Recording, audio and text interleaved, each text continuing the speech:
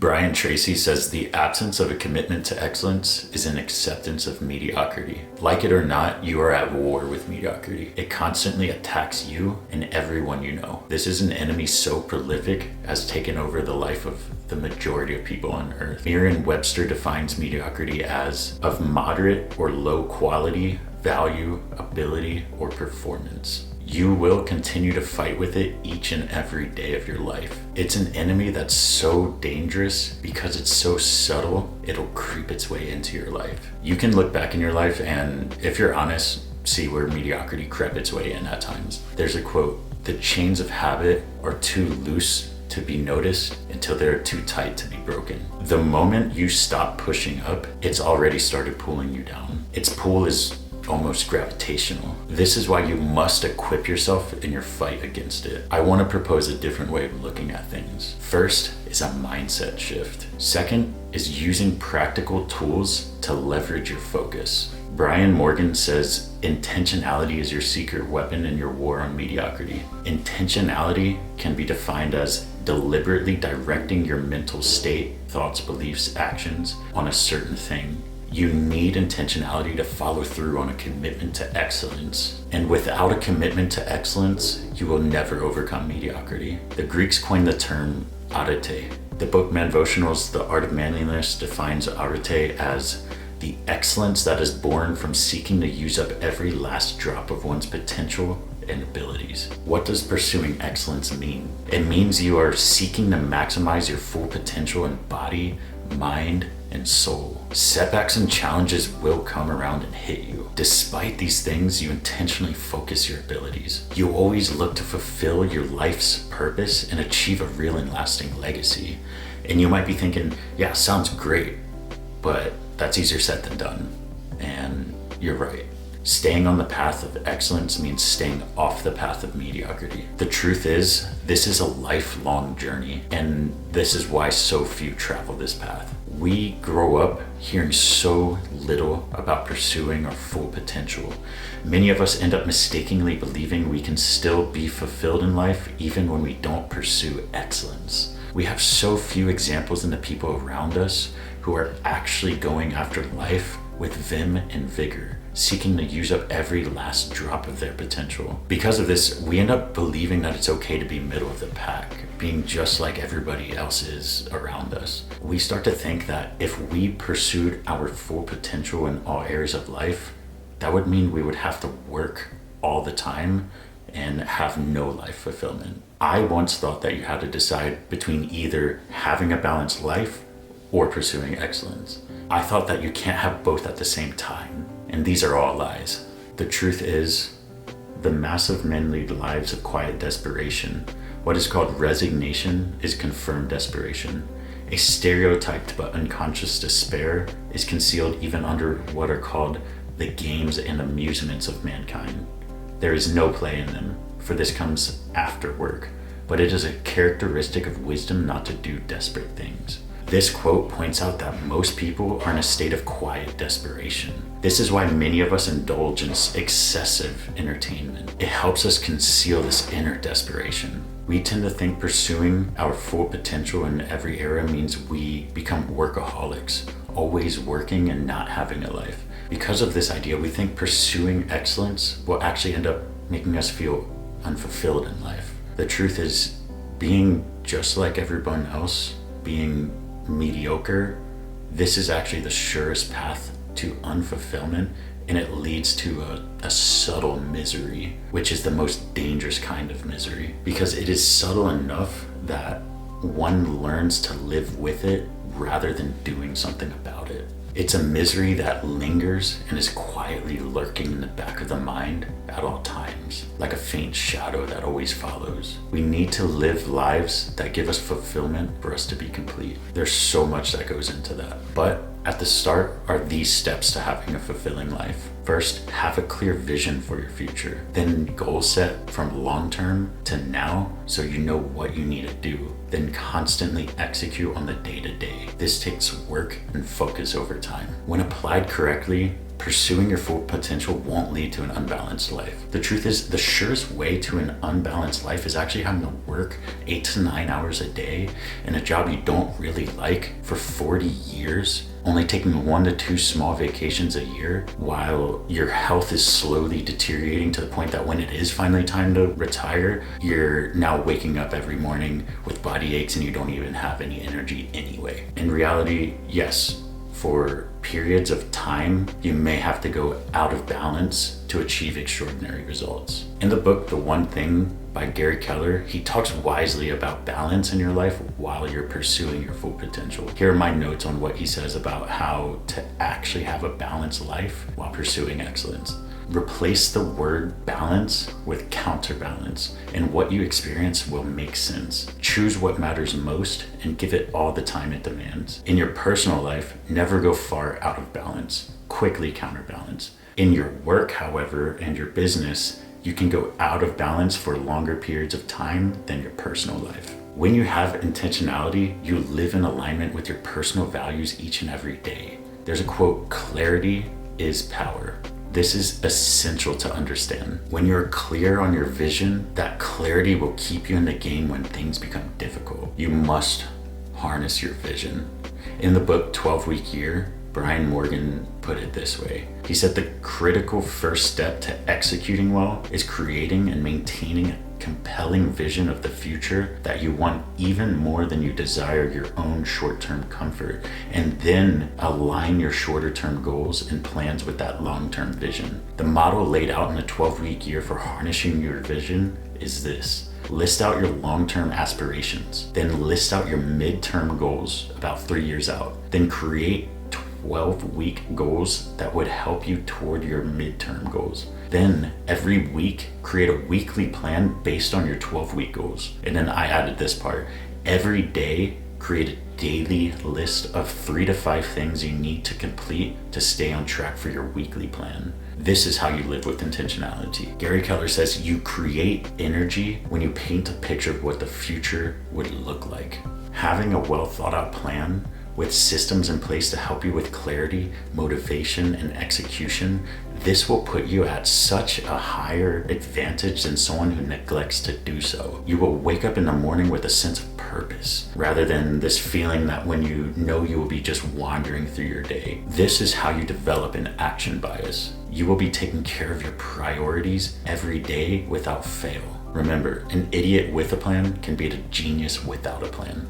Your longer term vision helps you set your focus on something that's on the horizon through your day to day. And this gives you a sense of direction that is in alignment with what you uniquely want in life. But once you have that, you need an actual plan of action rather than results-based goals. In the book, The 12-Week Year, it offers a new perspective on time frames. It shows why you should focus primarily on 12-week goals rather than 1-year goals. Typically, we set 1-year goals, but that horizon is just a little too far out to give us any urgency. Here are some of the most impactful ideas from the book around this thinking shift. It's not a knowledge problem, it's an execution problem. Many people have the capacity to double or triple their income if they consistently apply what they already know. The trap is annualized thinking. Discard annualized thinking. Annualized thinking causes you to feel like there's plenty of time to make things happen. Execution happens daily and weekly, not monthly and quarterly. And here's a model from the book that gives a picture of what it looks like to make plans this way. Based on your long-term aspirations and 3-year goals, list out 1 to 3 main goals. For example, job or business or fitness you will accomplish in the next 12 weeks. They should help you make progress toward your longer term goals. Make sure the goal is written as an action-based goal. For example, if you're a realtor, change make $25,000 to specifically earn 9 listings, go on 15 appointments, and talk to 800 prospective clients. And then pick 1 to 5 strategies for each goal. Write them out as weekly actionable targets that if you were to do them, then you would reach your 12-week goal. Following the realtor example, your weekly plan for your job could be talk to 67 prospects, complete all follow-up tasks, and spend 1 hour memorizing scripts. What ties this together for me is combining the 12-week plan with a daily power list. The power list is a list of 3 to 5 specific tasks that you need to complete for you to win the day. You pick the tasks based on your longer term goals. They need to be specific, actionable tasks. For example, it could be work out at the gym, talk to 20 prospects, spend 15 minutes memorizing scripts, finish all follow-up tasks in CRM, study Bible for 15 minutes. And the only way for you to win for the day is for you to complete each item you write down on your list. If you fail to complete one of the items, you lose the day. Track each day, stack your wins. You want to get to the point where you're winning 99 out of 100 days. When you follow the 12-week year model, you already know what you need to do for the week to be on track for your plan. And this makes it a lot easier to plan each day and know your actions are in alignment with all of your long-term goals. This is also a formula for building confidence. When you win the day, every day, and do everything you set out to do, you build belief in yourself regardless of your actual results. The results will come, but you will start to crave the win each day more than the tangible results from your actions.